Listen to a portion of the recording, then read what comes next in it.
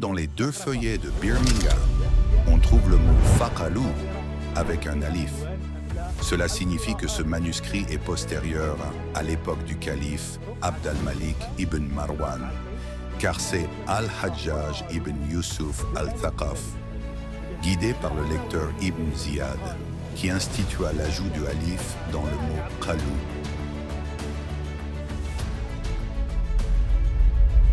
Mesdames et messieurs, notre professeur, nous souhaiterions que vous nous éclairiez sur la question suivante. Quels sont les manuscrits du Coran les plus anciens en notre possession aujourd'hui? Oui, c'est une question fort intéressante.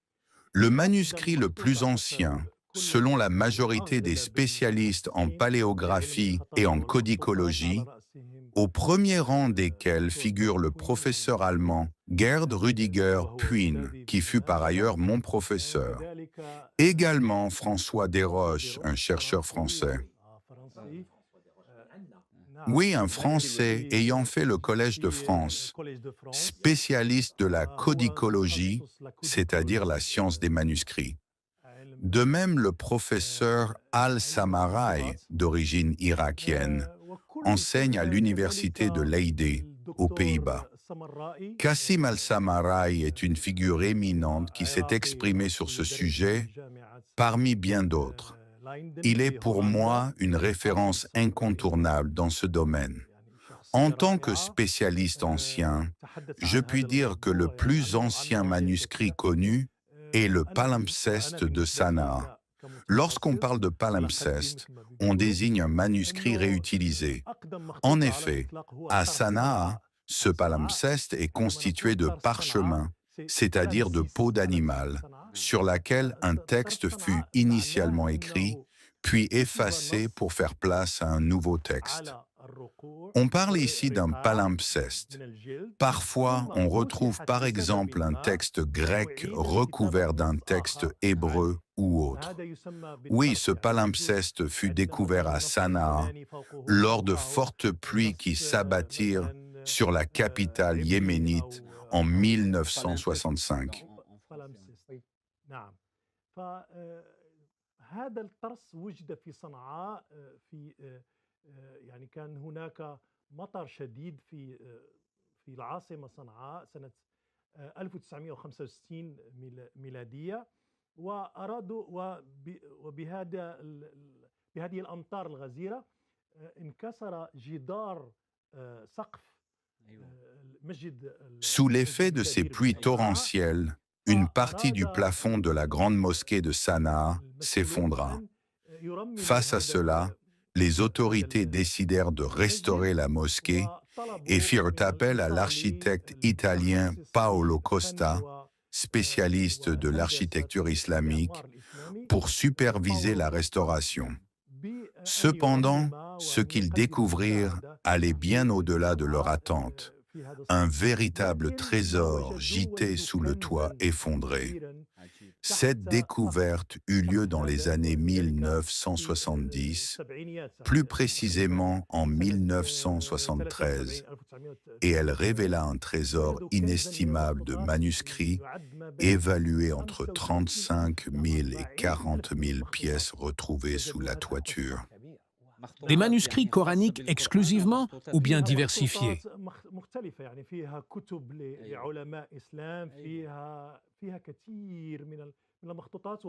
Il s'agissait de manuscrits variés, incluant des œuvres de savants islamiques, de nombreux codex et des exemplaires du Coran pointés ou non, écrits en koufique, en hijazi et en d'autres calligraphies.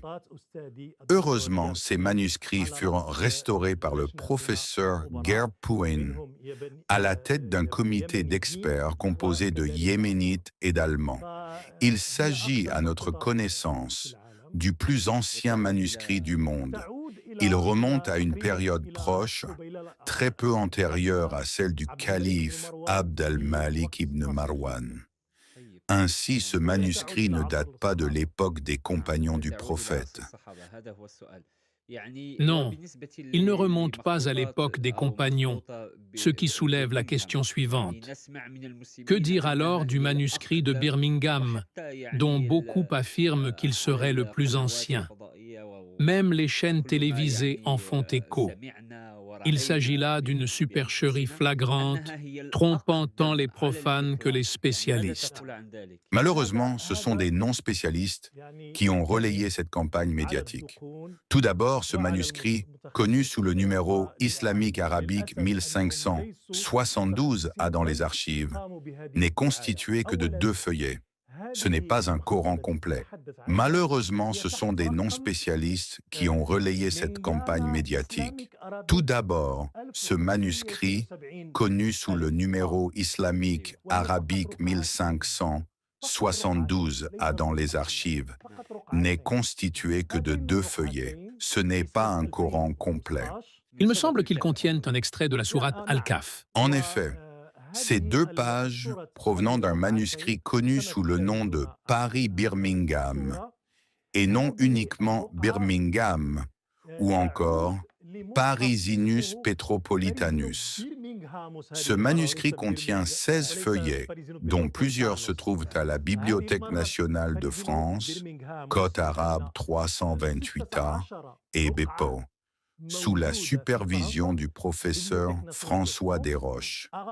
Ces 16 feuillets proviennent du manuscrit arabe 328 et les chercheurs français n'ont jamais prétendu y avoir découvert le plus ancien manuscrit coranique. Ces affirmations sont infondées. Certaines personnes affirment même que ces pages proviendraient d'un compagnon du prophète, alors qu'en réalité rien ne permet de l'attester. Leur argument repose sur une datation au carbone 14, une méthode qui, bien que scientifique, ne peut offrir qu'une estimation approximative, avec une marge d'erreur de plus ou moins 50 ans, ce qui couvre un siècle entier. Ainsi, il est fallacieux d'affirmer avec certitude que ces pages datent de l'époque des compagnons. Il n'existe à ce sujet aucune preuve irréfutable. François Desroches lui-même avertit ses étudiants de ne jamais commencer par le carbone 14, mais plutôt par les indices internes du manuscrit.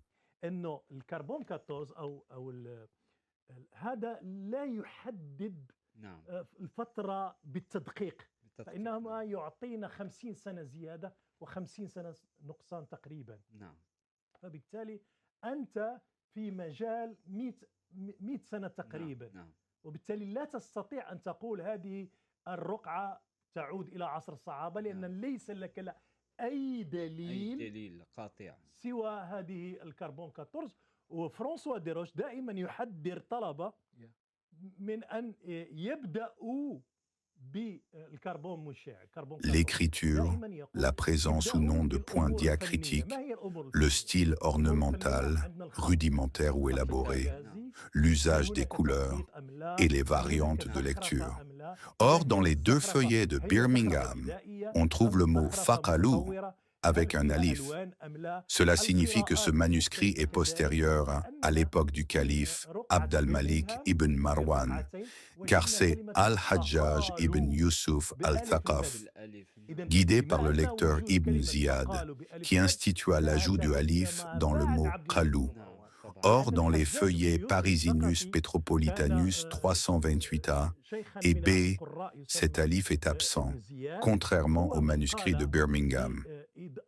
Ceci d'une part.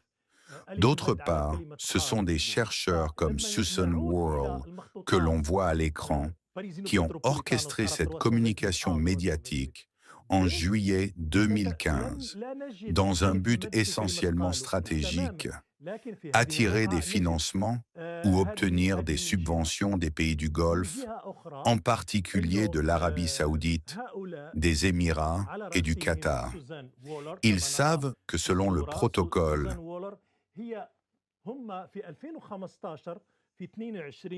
يوليو أو تموز عام 2015 قاموا بهذه الدعاية. لماذا؟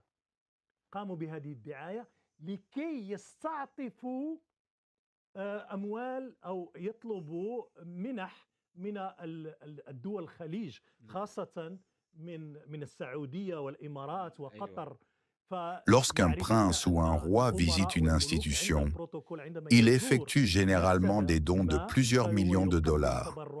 Par ce subterfuge, ils ont ainsi attiré le prince héritier Mohammed Ben Salmani, en lui présentant ce manuscrit comme étant le plus ancien au monde, ce qui est une imposture.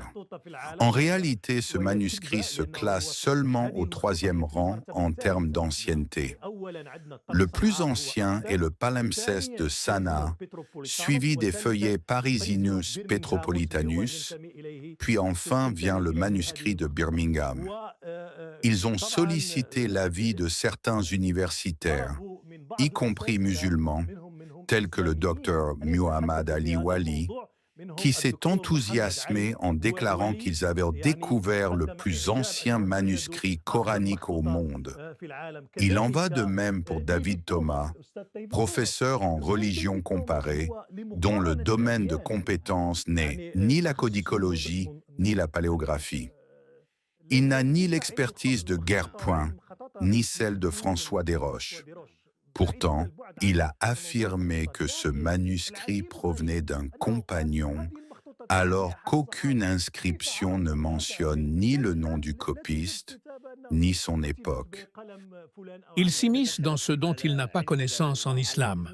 Et malheureusement, une grande majorité de musulmans ont repris ces affirmations infondées. Ils disent « Voici le plus ancien manuscrit coranique datant de l'époque des compagnons ». Mais qui leur a dit cela? Même certaines chaînes françaises ont relayé cette information sans même consulter François Desroches, pourtant expert reconnu en France. Ils auraient pu aussi interroger Alba Fedeli, l'universitaire italienne qui a consacré sa thèse à ce manuscrit et qui maîtrise parfaitement le français. Mais au lieu de cela, ils se sont contentés de l'avis de Susan Worrell, qui n'est que la directrice du département des manuscrits islamiques, sans être elle-même une spécialiste.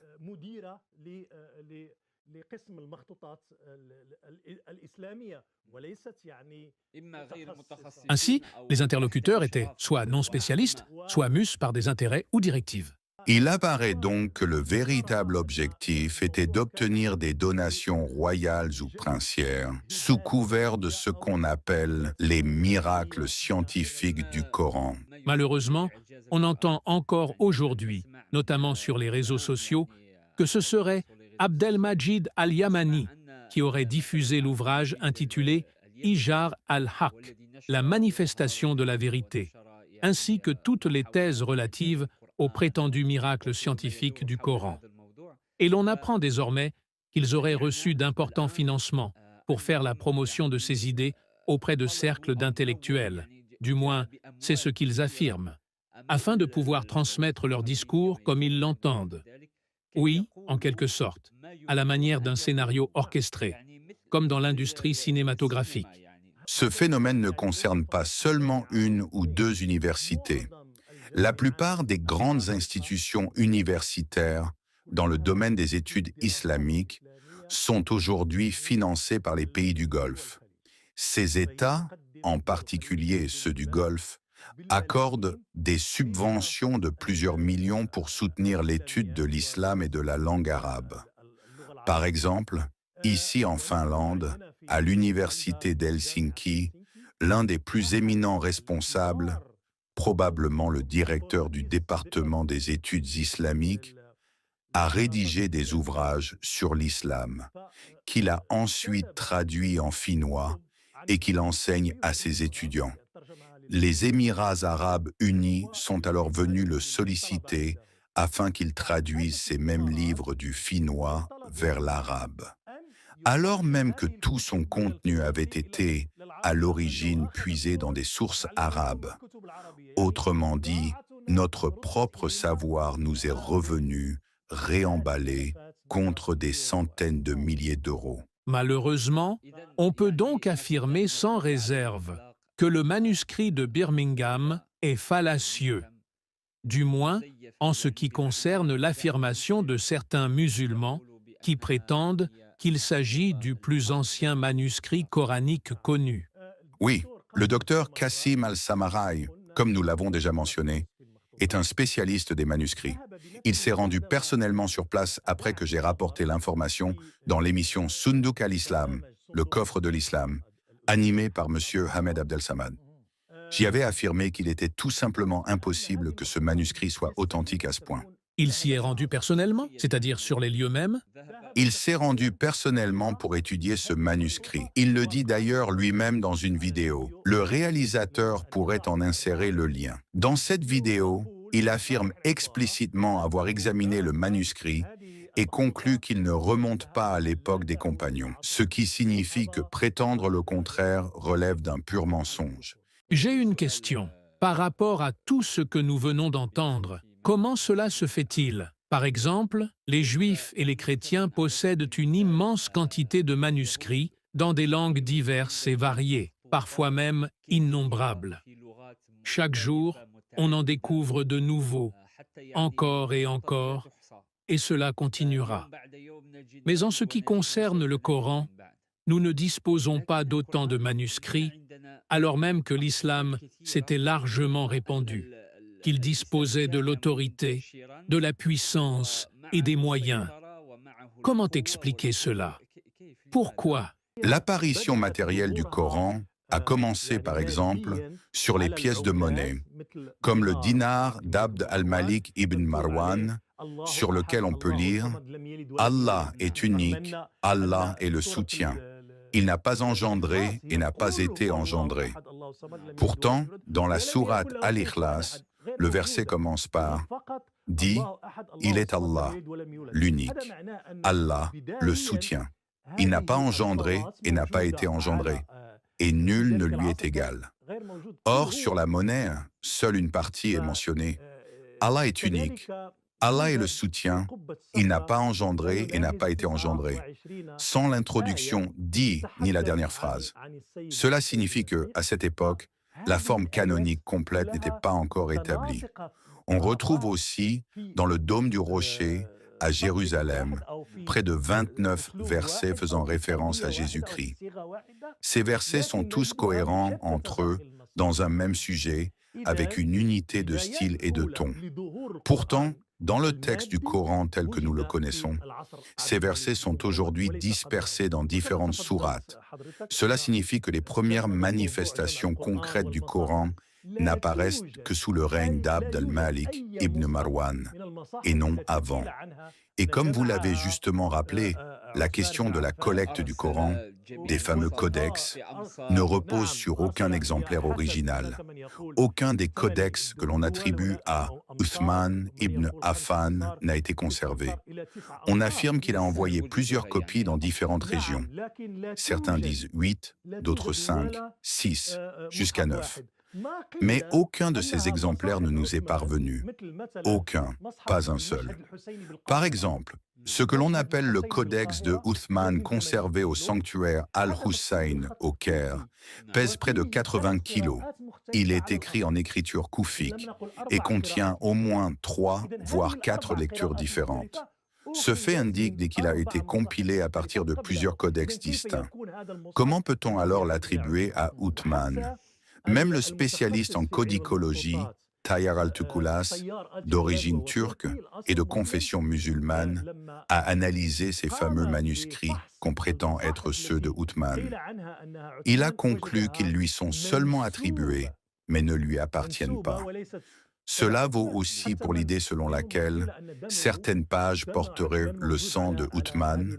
Les 3 codex principaux mentionnés sont celui du sanctuaire Al-Hussein au Caire, celui du palais de Topkapi à Istanbul, numéro 4032, et celui de Samarcande. Or, ces 3 manuscrits présentent des variantes de lecture. Ils témoignent de 4 traditions textuelles distinctes. Pourquoi leur a-t-on pourtant attribué une origine uthmanienne? En raison de lettres ou récits anciens dont nous avons déjà parlé dans une précédente émission, mais qui sont des faux. On croyait à l'époque que l'écriture koufique était plus ancienne que l'écriture hijazi, alors que c'est l'inverse. Nous n'avons jamais retrouvé de codex coranique complet en hijazi. La proportion la plus élevée de textes retrouvés en hijazi ne dépasse pas 35% d'un manuscrit. En revanche, les manuscrits en koufique sont complets. Le style koufique est beau, ornementé, anguleux, idéal pour la calligraphie, avec des formes géométriques élégantes. C'est d'ailleurs à partir de lui qu'est né l'art du calligraphisme. Il permet la décoration, les motifs, les encadrements. À l'opposé, l'écriture hijazi est primitive, penchée vers la droite, connue sous le nom d'écriture inclinée. Elle ne se prête ni à l'ornementation, ni à la mise en valeur esthétique. En résumé, l'affaire du manuscrit de Birmingham repose sur une fraude médiatique, mais aussi sur la manipulation de certains responsables. Et malheureusement, cela concerne également la bibliothèque de Birmingham. Il est temps de revenir à l'essentiel. Le palimpseste de Sanaa, lui, est le plus ancien.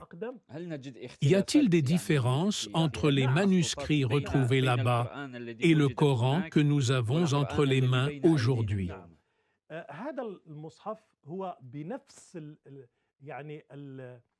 الظواهر الإملائية الموجودة في المخطوطات القديمة مثل باريزينو بتروبوليتانوس لكن باريزينو بتروبوليتانوس على الأقل يمكن أن نشبهه برسم عثمان يعني أنه يتماشى Ce mouchaf مع présente les mêmes رسم phénomènes عثمان فقط لا orthographiques توجد que ceux توقيت observés dans les anciens manuscrits, comme celui conservé à Paris, connu sous le nom de Pari Propolitanus. Toutefois, ce dernier peut, dans une certaine mesure, être rapproché du style graphique attribué à Uthman. Il suit le rasm Uthman, c'est-à-dire une graphie conforme à l'orthographe du Coran de Uthman. Mais il ne comporte aucun point diacritique, ni signe de vocalisation, ni hamza, ni signe d'allongement, mad par l'alif. Tous ces éléments sont absents. Ce sont précisément ces absences qui ont permis l'émergence des différentes lectures, qira'at, comme nous l'avions expliqué dans l'épisode consacré aux variantes de lecture. Mais dans ce palimpseste, dans la strate inférieure du manuscrit, nous avons constaté d'autres phénomènes notables. D'abord, l'ordre des sourates. Il diffère sensiblement de l'ordre présent dans le mouchaf que nous avons entre les mains aujourd'hui. Voilà un premier point. Le second point concerne l'existence d'ajouts dans le texte, des éléments qui ne figurent pas dans le Coran canonique tel que nous le connaissons. De même, il existe des omissions. Dans le cadre de mes recherches sur ce sujet, que j'ai consigné dans un ouvrage intitulé « Le palimpseste de Sanaa », encore inédit, car nous attendons toujours les autorisations pour la publication des images, j'ai rédigé un manuscrit de 558 pages. Nous n'avons pas encore obtenu les droits nécessaires pour reproduire les photographies. L'impression de l'ouvrage reste donc en attente jusqu'à obtention de l'accord officiel. Ce que j'ai observé au cours de cette étude, c'est que chaque mot supplémentaire figurant dans notre mouchaf actuel, mais absent dans le palimpseste de Sanaa, constitue un ajout interprétatif. Par ajout interprétatif, j'entends un mot ou une expression qui vient clarifier ou expliciter le mot qui précède. Autrement dit, le texte du palimpseste de Sanaa représente une forme plus primitive du Coran. Il en va de même pour la grammaire et la syntaxe. On y observe des formes qui, bien qu'elles n'étaient pas considérées comme fautives à leur époque, diffèrent radicalement des règles grammaticales établies plus tard, notamment celles systématisées par Sibawayh ou Al-Khalil ibn Ahmad al-Farahidi. Une autre observation concerne les variantes lexicales portant un sens équivalent. Par exemple, à un endroit, le mot Firdaus, le paradis, est employé, tandis qu'ailleurs, on trouve Jannah, le jardin. De même, Jahannam, l'enfer, est remplacé ailleurs par Al-Nar, le feu. Ce sont donc des lectures différentes, mais qui véhiculent un sens équivalent. Avec le même sens, mais le premier mot explique le second. Oui, il y a d'autres éléments. Par exemple, l'Esprit Saint. Oui, l'Esprit Saint est très important et nous devons prêter attention à ce sujet. Dans la sourate Al-Baqarah, verset 87, « Et nous avons certes donné le livre à Moïse, et nous avons envoyé après lui des messagers et nous avons donné à Moussa, fils de Mariam, des preuves claires, et nous l'avons soutenu par un esprit de sainteté. Ici, par un esprit de sainteté, Birouhi el-Qudusi est indéfini.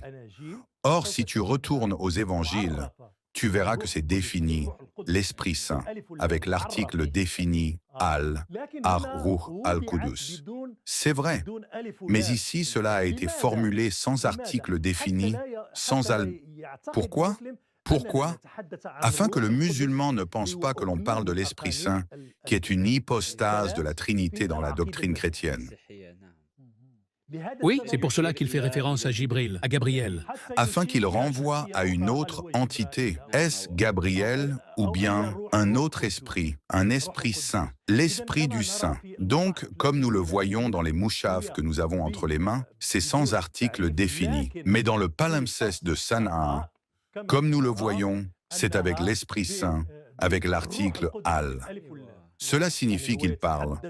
Nous le trouvons chez les chrétiens.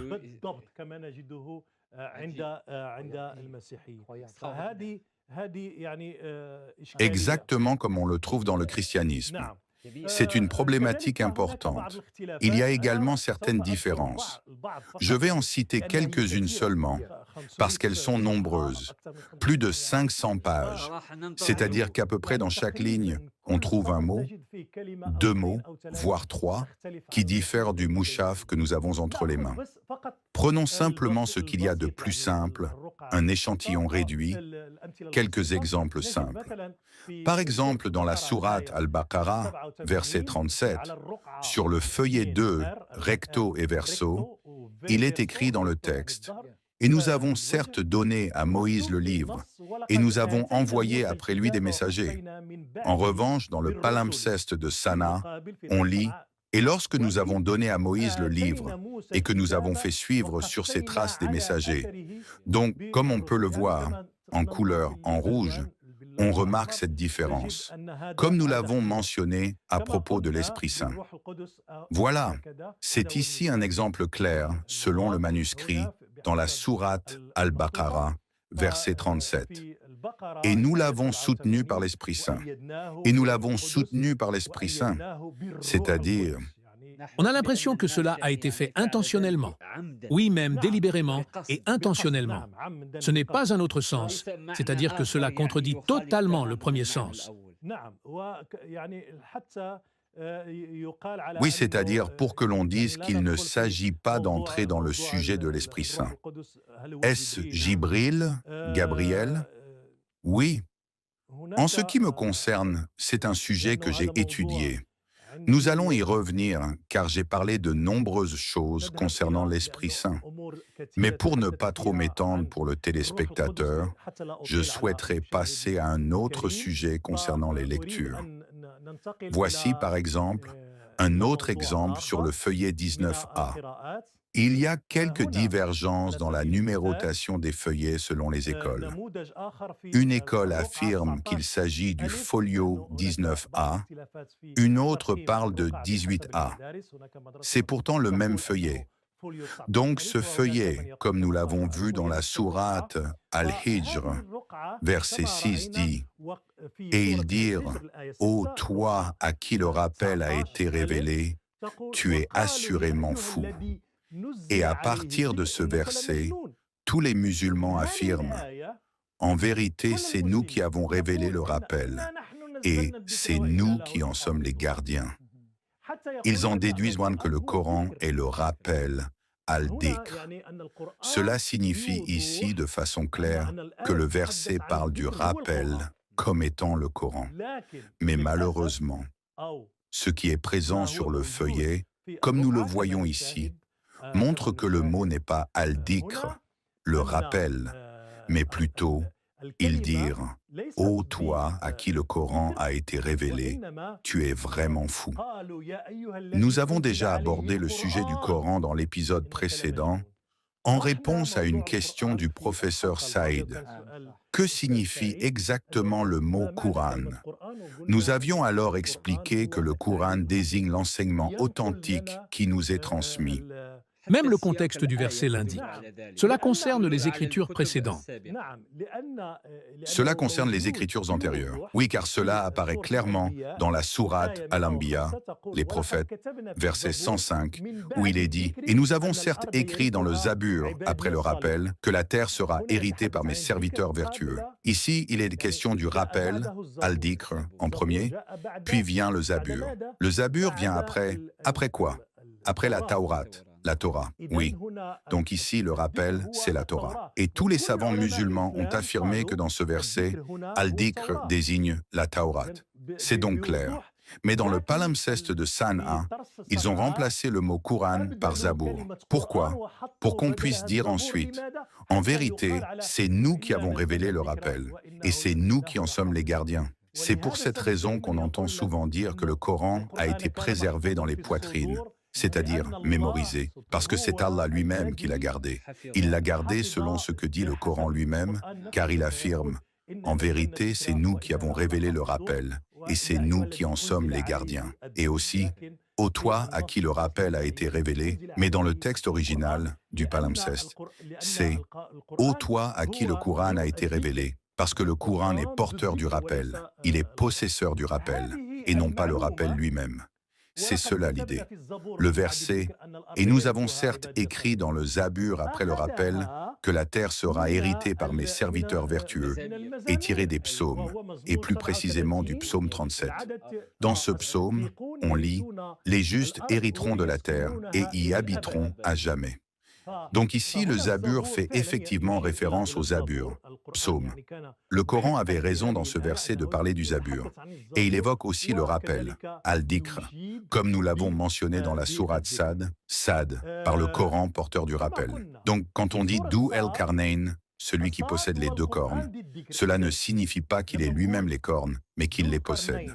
De même, quand on dit le Coran porteur du rappel, cela signifie que le Coran n'est pas lui-même le rappel, mais qu'il porte ou contient le rappel, comme dans la sourate Sad, verset 1.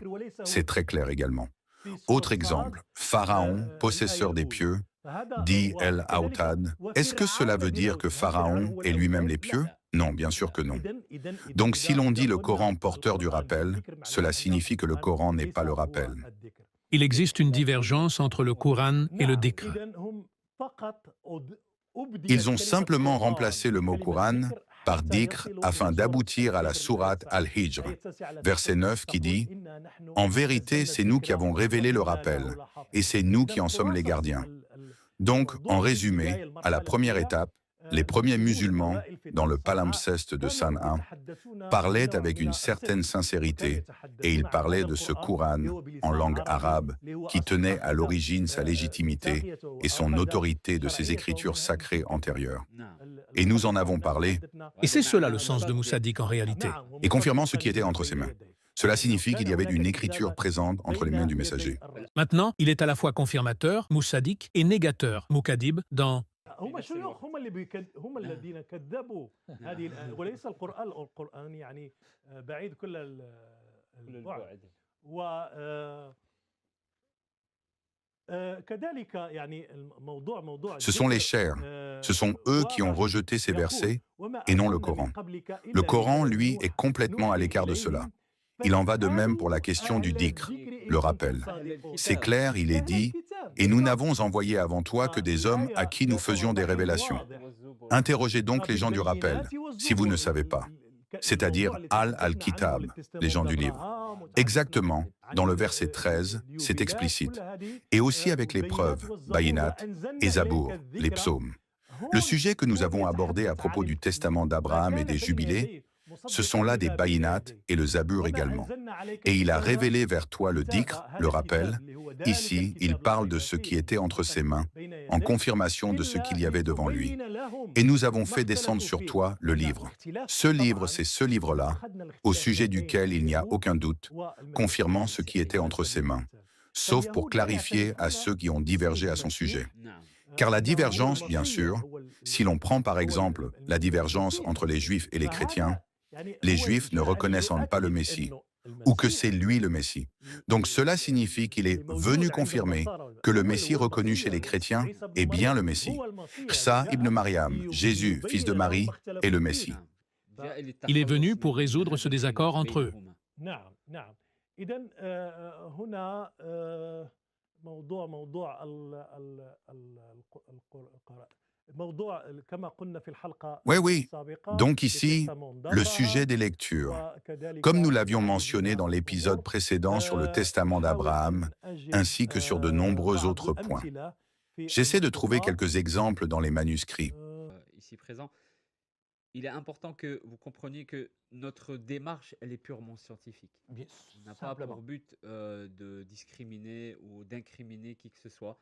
Il y a des preuves, il y a des faits, il y a des barahin, il y a des adillah, et chacun après est libre de les accepter ou de les refuser. Mais nous sommes aujourd'hui dans une époque où nous avons la capacité forte, nette et précise de démêler le vrai du faux. Donc notre objectif, c'est vraiment scientifiquement de montrer, de prouver et de laisser ensuite la liberté, al-hurriya, at-tamma, la liberté à tout un chacun de prendre la bonne décision. Donc voilà, en définitive, c'est notre objectif principal. Ma'as salam. Merci à tous, à très vite. Merci. Merci à vous.